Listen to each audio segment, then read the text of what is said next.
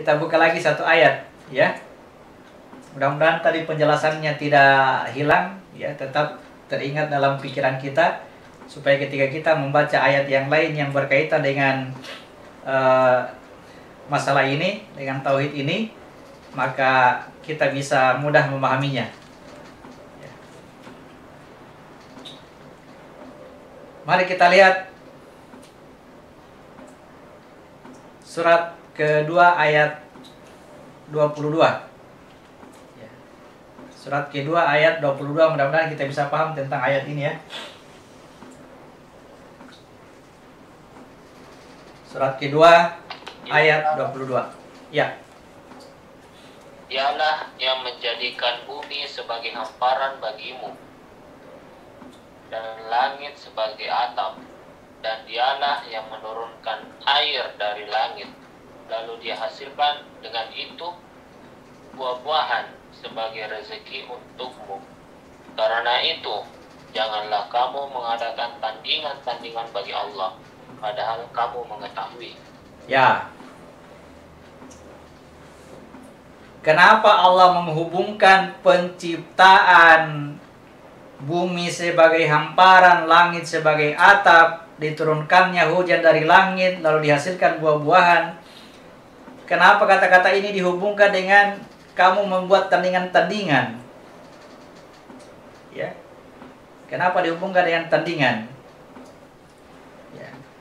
Karena ketika Allah menciptakan bumi sebagai hamparan dan langit sebagai atap, maka kejadian ini menjadikan namanya tercatat atau tertulis di situ, ya.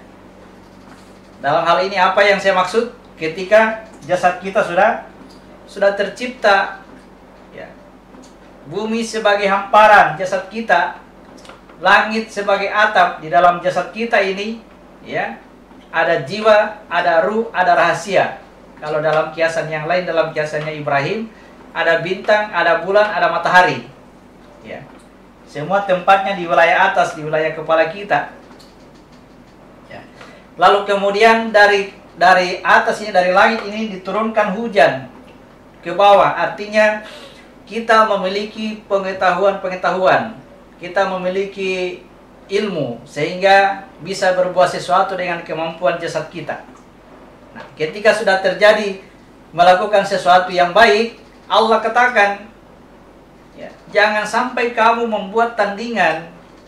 Kenapa? Karena perbuatan baik itu adalah miliknya Allah satu-satunya.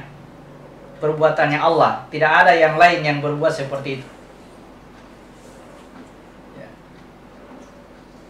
Olehnya itu, ya, kita yang tadinya pada wilayah jasad kita ini, ya, pada wilayah kekafiran kita ini selalu bertanya, Aina Allah, di mana Allah? Di mana engkau ya Allah? Nah, padahal kita pahami tadi bahwa ketika terjadi kebaikan, perbuatan baik, itu adalah perbuatannya Allah. Berarti untuk bisa melihat atau merasakan atau menyaksikan keberadaannya Allah pada diri kita, ya, maka lakukanlah hal-hal yang baik. Nyatakanlah asma Allah itu dengan perbuatan, ya. Nyatakan asma Allah dengan perbuatan, ya. Suatu saat kamu akan menyadarinya bahwa sesungguhnya Allah itu tidak pernah berlepas diri dengan diri kita, ya.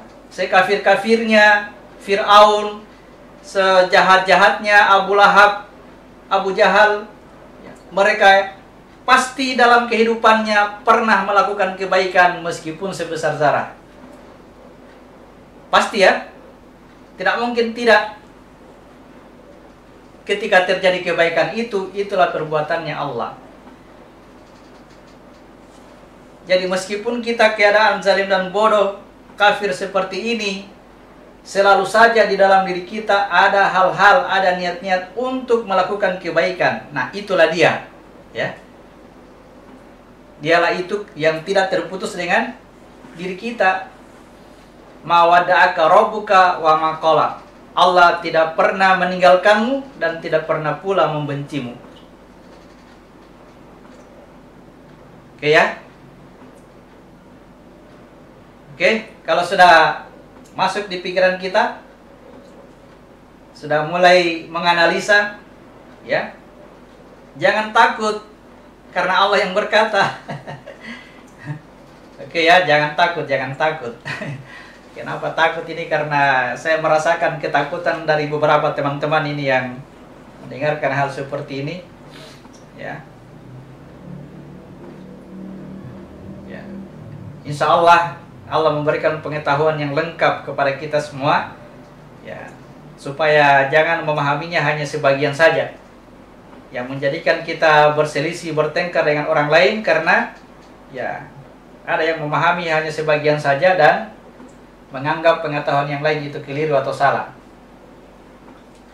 Oke, saya ulang tadi, kita yang tadinya merasa seakan-akan terputus dengan Allah. Ya Allah, di mana Engkau? Ya. May yas'al ainallah faqad kafar. Siapa yang bertanya di mana Allah, maka dia telah kafir. Ingat, kita ini kafir. Ya. Kita selalu bertanya di mana Engkau, meskipun tidak keluar di mulut kita.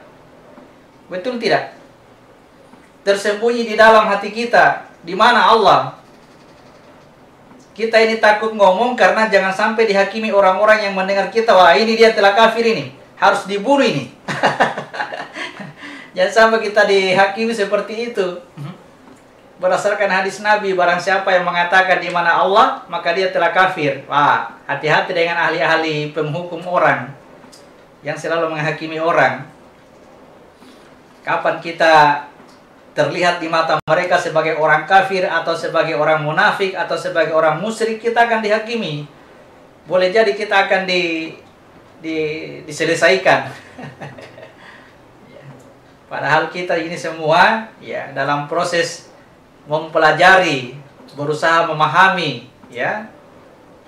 Dalam keadaan kita seperti ini, terhijab seperti ini, bertanya di dalam hati kita di mana Allah, ya. Betul ya, dalam hati kita sekarang, karena kita terhijab oleh jasad kita, pasti bertanya di mana Allah. Ya, dari penjelasan tadi, beberapa ayat tadi, kita pahami bahwa kedekatan antara Allah dengan diri kita, ya, adalah ketika di dalam diri kita ini ada niat-niat atau keinginan untuk melakukan kebaikan.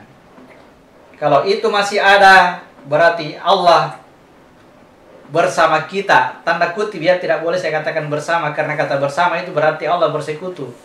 Ya, tanda kutip itu kata bersama. Kita yang melihat diri kita ini terputus, sedangkan Allah itu tidak pernah terputus dengan diri kita.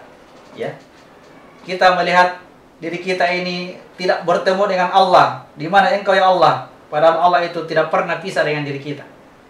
Ya. Jadi saya bahasakan bersama dengan Allah dalam kondisi kita seperti ini, tetapi ingat bahwa Allah itu tidak punya sekutu. Ya, ada Allah, ada saya. Tidak boleh seperti itu. Yang ada hanya Allah. Tetapi kalau kata-kata ini hanya didengar sepenggal saja, sepotong saja, ya pasti akan kita akan dihakimi lagi nih dengan kata-kata seperti ini. Jadi mari kita kaji secara utuh, secara full, secara penuh.